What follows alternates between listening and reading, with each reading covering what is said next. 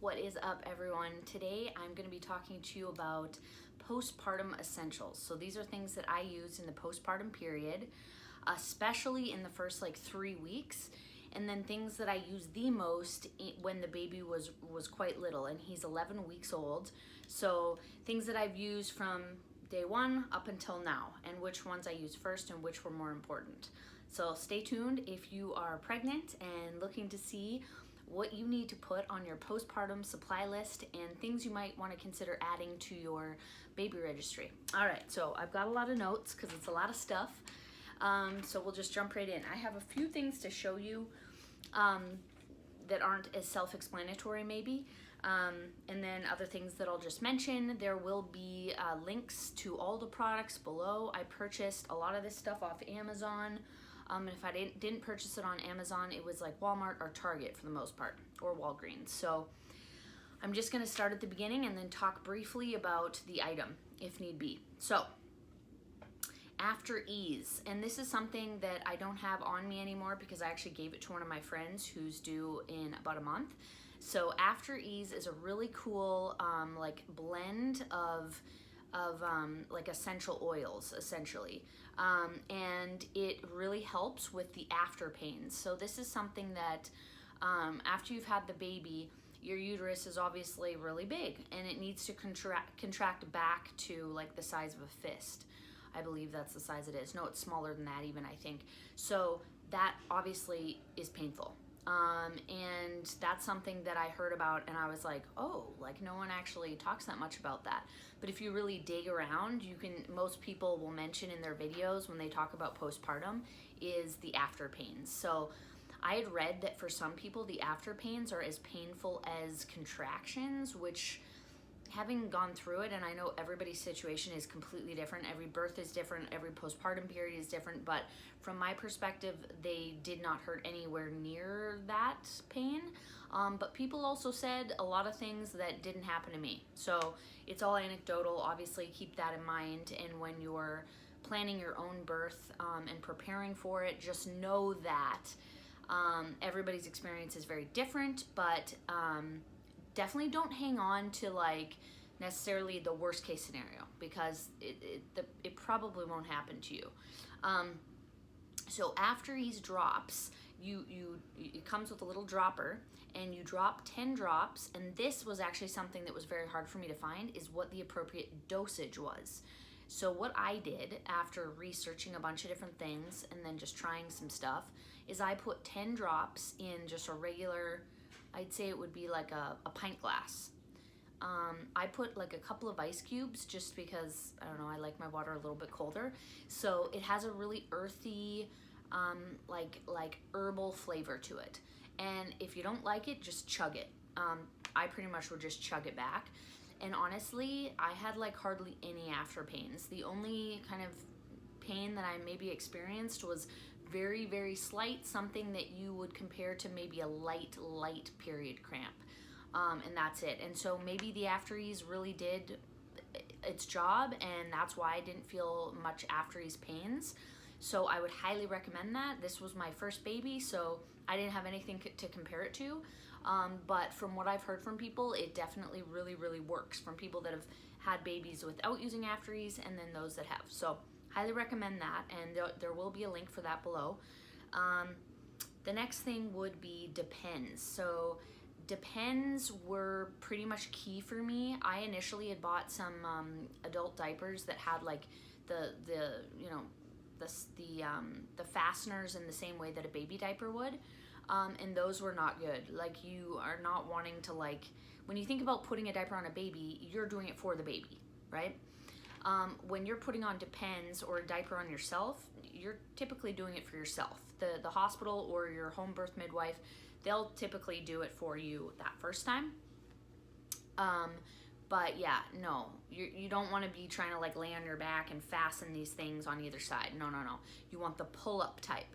I got the ones, I don't remember the exact name, but they have like a design on the front, and they were absolutely wonderful. I will find what they were. I just didn't do it prior to making this video, and I'll put a link to those below. 100% recommend those. I believe I was a large size, and I'll explain also why those were key for me, not just for the afterbirth and that bleeding that occurs, but for another reason, which I'll get to. The other thing in that same category would be, actually I have them, the Always Flex Foam Infinity. These pads, you guys, I'd never tried because I don't really wear pads. I wear tampons usually. And I don't have like a crazy nighttime situation anymore with like a heavy flow. But if I do, I would just kind of get whatever like big fat pads that are used for overnight. And these you'd think would be a little too scary to wear overnight because they're literally this thin. This one has an absorbency. It says it's size 3, so that's a medium extra, or it says extra heavy flow on it. This thin. I'd only ever bought super thick pads when I bought pads for overnight, but these are absolutely amazing. I actually used the size 1 after the Depends phase was over, which lasted for probably, I want to say 2 weeks. I used the Depends and then I moved just to pads. So the lochia, which is the blood that comes out for a couple of weeks after birth, that can last for some people up to 6 weeks apparently, but from the friends I've talked to, it's usually like 2 to 3 weeks where the bleeding is really, you know, noticeably heavier. But yeah, like I said, I use the Depends for 2 weeks and then I use these after that. I used these for a while. Like, I don't remember when I stopped using them, but I want to say about 6-7 weeks. So I used the Depends for 2 weeks, then I started using pads from 2 to 4 weeks, or 2 to 6 weeks, sorry. And these are just super comfortable, highly absorbent, but very thin. So I highly recommend these. Like I said, I tried size 1, and then these I bought size 3, but I actually didn't end up using, I think I used 1, and then the bleeding stopped. So that was that. Large cotton underwear. So Target, Walmart, just a bag of large cotton underwear. Honestly, I'm still wearing them, and I'm at 11 weeks postpartum. Just because I wasn't quite ready to wear thongs. I didn't really want anything wedged up there. I did have a second degree tear, so just didn't want anything, you know, any friction in that area, putting pressure on there. I can totally wear thongs. I'm just like extra like, well, maybe I'll do 1 more week with the granny panties, all right? So large cotton underwear, key. Obviously because you're wearing pads, so you want those. With the Depends, you don't need the cotton underwear, right? But you might also want to wear the underwear over the Depends. I don't know. Everyone's kind of different with that process. Next up. Did I not even put them on here? I didn't, so now I'll talk about those. So padsicles.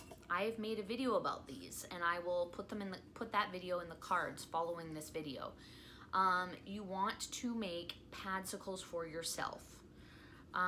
There's companies that are like making a padsicle like thing. Obviously, there's companies that are making every product you could ever want to consume.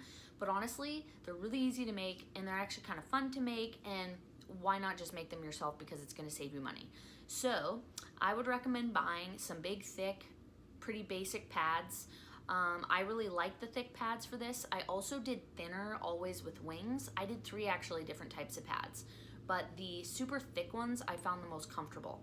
So what you're gonna do is you're gonna make a mixture of lavender essential oil and witch hazel without alcohol. I first purchased it with alcohol and had to get a new one, and it's kind of hard to find. So make sure you get one without alcohol for obvious reasons. It's gonna be going on your hoo-ha. Make that mixture, and then you take a spoon and then you just spoon it onto the pad. You unwrap the pad, of course, spoon it on the pad. And then you're gonna take some aloe vera, which is 100% clean. There's no other ingredients in that aloe vera. It's just plain, original, natural. I don't know what the word I'm looking for is. Clean aloe vera. Plain aloe vera. No scents, nothing. Spread that on with the back of a big spoon. And then you're gonna wrap the pad up and seal it back up in its packaging and store it in a big freezer-safe Ziploc bag and toss it in the freezer. I made 1 big, freezer bag full of padsicles, and I have 1 left in the freezer. I used all of them. I used them 1 probably a day.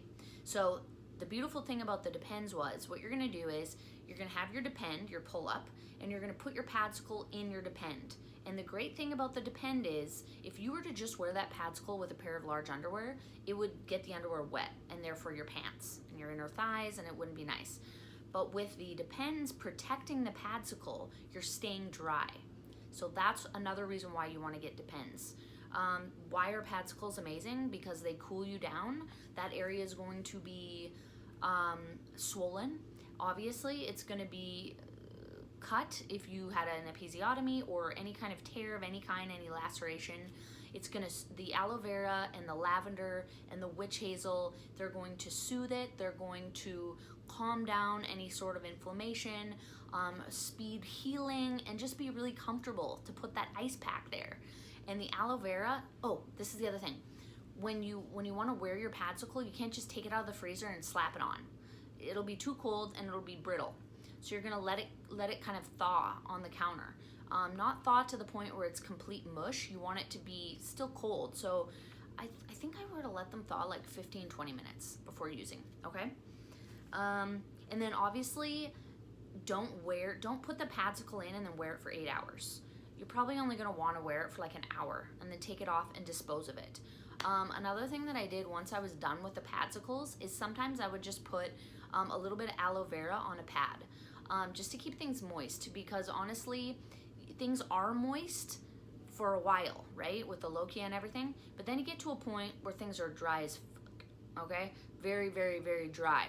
So I found, like, once everything's stopped bleeding, so I found that a little bit of aloe vera was very soothing and moisturizing, okay? Next up, I found, so this is the water bottle I'm gonna recommend. It's called a Bubba, and I bought it at Walmart, and it is amazing, and I love it. Big, huge straw, really easy to just, it's just great. It's awesome. I absolutely love it. It's not good for the car because it doesn't fit in the cup holder, so I have a different water bottle that I use for the car. This is my home water bottle. So I would recommend, if you're about my size, 5'5", you know, well, who knows, my weight has been, obviously, from being pregnant to now, who knows what it is. I actually did just weigh myself, but basically you want to take half your weight in ounces, and that's what you want to drink a day. I aim to drink about 2 of these a day. Probably should be drinking 3, but 2 seems to be what I can achieve, and I do fine with that. Electrolytes is a great thing to just add to your water, especially immediately after birth. I used electrolytes through my pregnancy. I used electrolytes during labor, and then immediately after. I've used electrolytes through the whole thing, so I'd highly recommend those. It's just very essential. A lot of people are deficient in electrolytes, and it can cause a whole number of different side effects. So look into it and invest in an electrolyte, either like a pill or even the fizzy ones that you can get from the grocery store. I wouldn't suggest doing one that has like artificial sweeteners in it, so try and stay away from those. And all right, so next up is make sure you have some prepared foods in the freezer. If you don't have a support person. Most people, I think, have a support person at least for the first week, but if you don't, definitely prepare some food in advance and just have it in the freezer ready to microwave.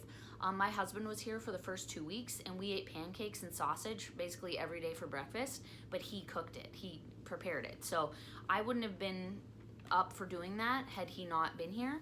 I was kind of immobile after.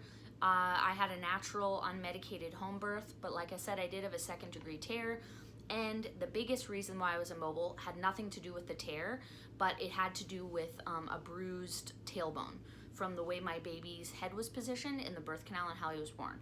So I was less mobile than I should have been. If he would have been a normal presentation, I would have been fine getting around, but I could barely sit and I could barely walk for like 10 days. So that was the thing. Next up, the Frida Peri bottle. This, if you don't buy anything else on this list, buy this. The Frida Peri bottle. You turn it upside down. Ooh, there's a little bit of water in there. Look at this. It's ergonomically beautiful. If you look at a lot of the regular Peri bottles that you see, it's just a bottle with a squirt thing on the end. So you have to like maneuver your arm in and around. I mean, when I saw this, I was like, clearly, Why are even those other peri bottles available for sale? This I literally used up until, I'm gonna say, the 9th week. Literally, every time I went to the bathroom. Because when you've had a tear, and even if you haven't, maybe you'd still enjoy using this, but if you've had a tear, an episiotomy or a tear, you do not want to maneuver around those stitches with any kind of toilet paper, at least not in a wiping motion. So you're going to use this, squirt it up there, and then you're going to take your toilet paper and just pat dry. Or better yet, take like one of the baby shower greetings cards that you got, a fanning type object, and fan yourself dry, but do not use a hot blow dryer. But you want to get the area completely dry. You want to keep it as dry as possible, unless it's uncomfortable. But when you're rinsing, when you're peeing, so you're literally going to use this as you urinate, because your urine obviously has salt in it and it's going to sting. So this alleviates that. You've probably heard this a million times, but if you haven't heard about this, spend the money and get this. It's a little more expensive than the regular ones. All right, gel packs. Oh, I should have brought this one for you. There'll be a link to this below. So I bought this on Amazon. It's these little red jelly beads, and it's a strip gel pack, a narrow strip. And then it comes with sleeves that you slide the gel pack into, and you put that right directly in your underwear. So it feels amazing, similar to the Padsicle, but this is not going to be wet because it is the gel is enclosed in this thing, and it's in a little sleeve, and then you just you launder the sleeve, which is what I loved about this. So you're not putting that cold pack directly on your body. You have that fabric in between, but you can throw that in the laundry, or you could hand wash it in the sink with some soap and hang it to dry. And it comes with quite a few of them.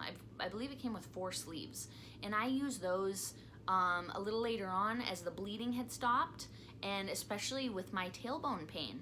So the thing is so long, it goes pretty far up the back. So amazing, super inexpensive, off Amazon. I'll put a link to it below. Next up, you need some sort of stool product, whether that's a stool softener, a fiber, a laxative. I would highly recommend, because this was something that made my postpartum period literally way, way worse than it needed to be, is that I did not have a bowel movement for 4 days. And that, I don't know if any of you have ever gone 4 days without going to the bathroom, but if you're a regular pooper and you go 4 days without having a bowel movement after giving birth, it is terrifying. They say that the first poop is like the third birth. So the first birth is the baby, the second's the placenta, the third is the bowel movement. Yeah. The placenta was absolutely nothing. The placenta was a relief to me when it came out. It actually felt nice, because you just had a skull come out of your vagina, and then to have this squishy bag of like mush, it was like, oh, that was nothing. But the bowel movement, on the other hand, is a whole other topic. I could make like an hour video just about that experience, because I had a panic attack when I had my first bowel movement, and that could have been avoided. How? I'll tell you. Ducolax suppositories. My friend had an episiotomy and she had a hospital birth. They put a suppository in her rectum for her. I wish my midwife had done the same for me. That common courtesy. I had to figure it out on my own. I tried stool softeners. I was drinking stool softener from literally day 1. Had the baby, started drinking stool softener. Didn't do anything.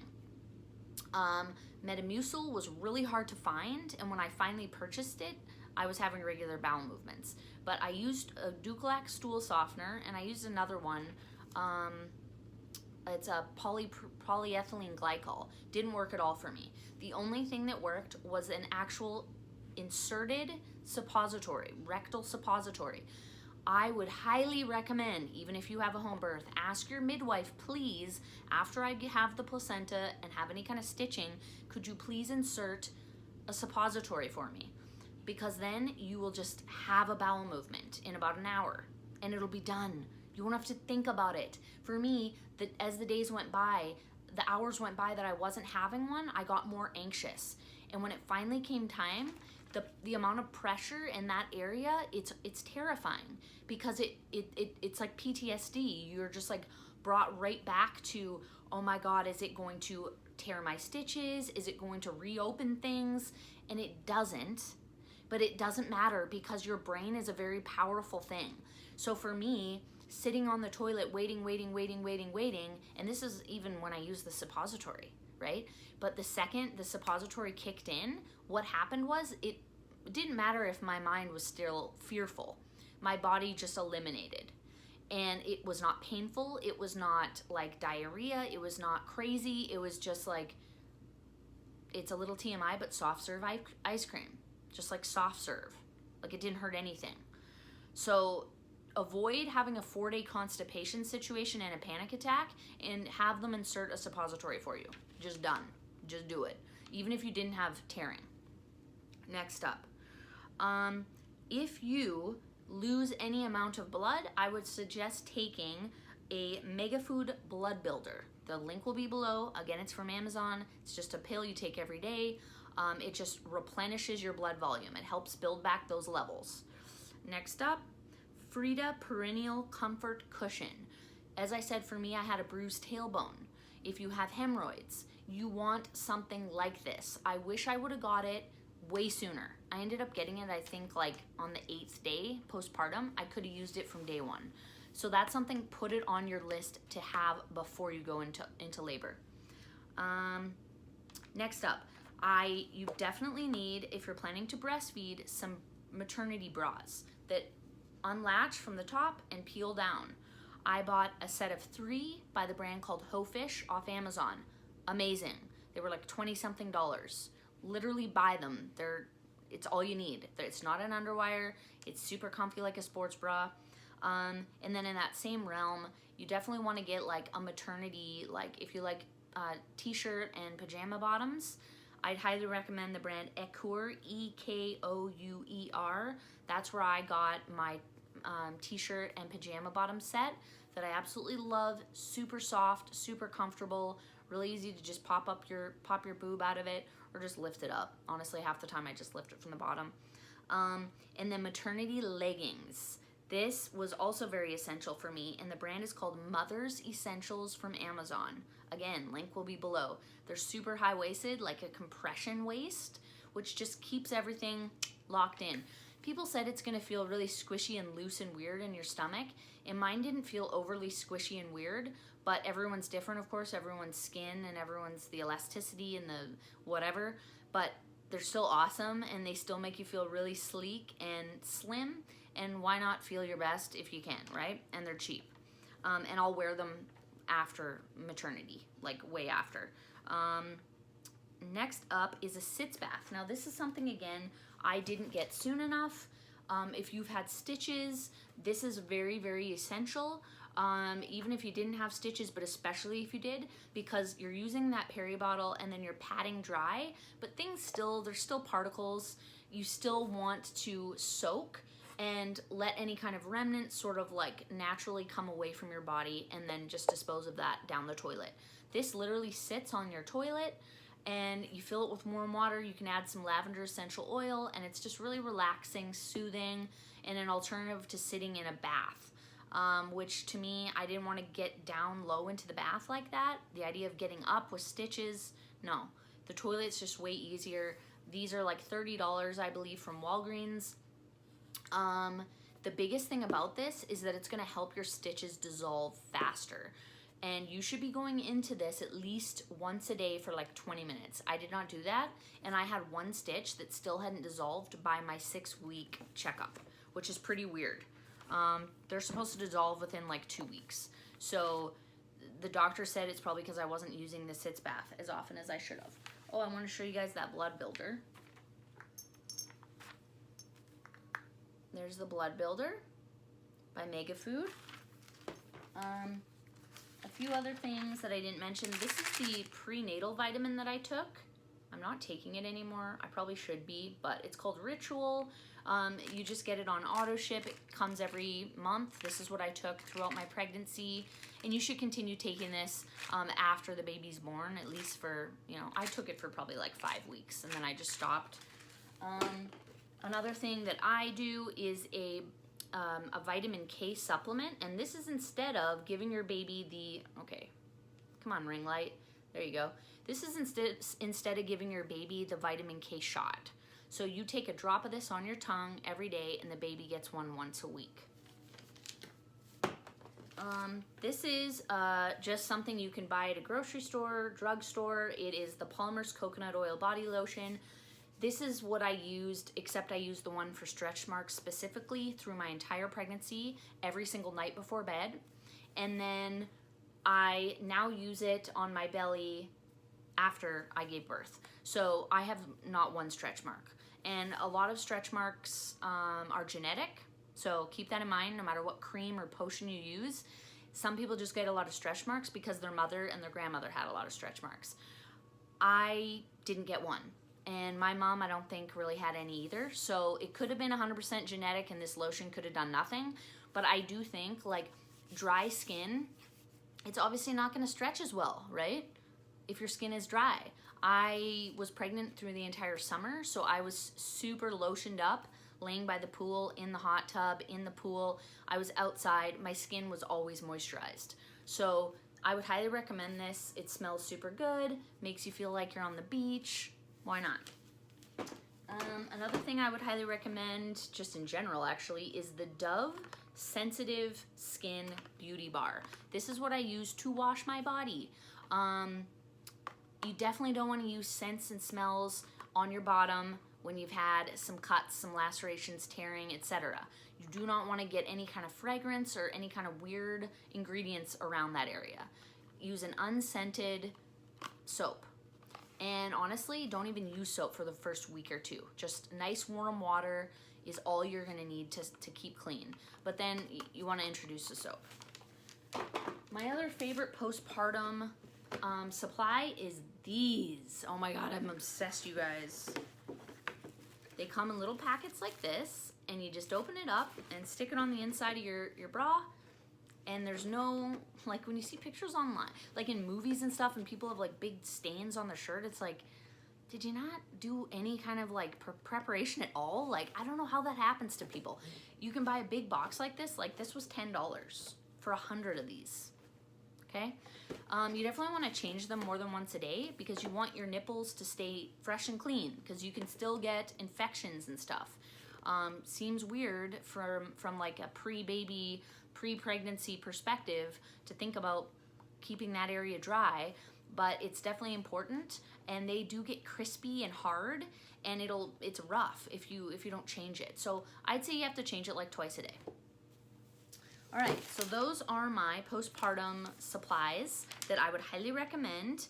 And then the last thing that I'll add is just having an activity tracker. That sort of jumps into the next video I'm gonna make, which is about the baby things that we've used the most in the first 11 weeks. So, but an activity tracker is, I included it in this video because I feel like it's also helpful for you as the mom. It isn't really a baby thing, it's a mom thing. So why is an activity tracker awesome? Because it keeps your brain like on some sort of schedule, even though the baby is on a the baby does what it wants to do. It sleeps, eats, you know, poops, pees, vomits whenever it does, and you work around that. But having things written down, I feel like at least gives you the illusion that you have some sort of control over the situation, at least for me. So I will include that link below. It was, again, from Amazon. It's super simple, super awesome. I still use it. I write when he goes to sleep. I write when he wakes up, what times in the night.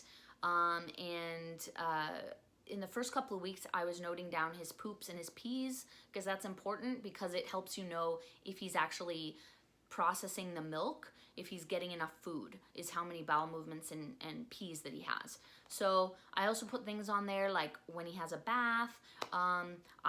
In the early postpartum weeks, I would note down vitamin K, blood builder, essential vitamin. I'd list all the things I had to take, and then I'd check it off every day. Even putting down my 64 ounces of water that I need to drink. So I'll end there. I hope you guys enjoyed this video. If you did, please subscribe and like. This video is primarily about my lifestyle, being low carb and alcohol free, but I'm also a new mom, so you will see some videos here and there about motherhood and videos such as this. So yeah, like I said, if you like it, please subscribe and follow me on Instagram. Links will be below for that. And that's about all I have for you. Have an awesome day, guys.